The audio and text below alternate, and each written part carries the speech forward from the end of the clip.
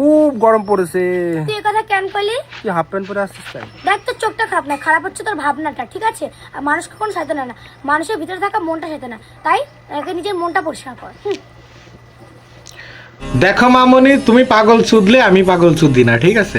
আমার দ্বারা সে একদম সোজা, আমরা নড়াইলের পোলাপান, নড়াইলের ছেলে, আমাদের কথাবার্তাগুলো একটু এরকম, ঠিক আছে? তুমি যে সব উপদেশ শুধাইতেছো অনলাইনে, এইসব উপদেশ মানুষ ঠাপায় না, এগুলো একদম ভুল।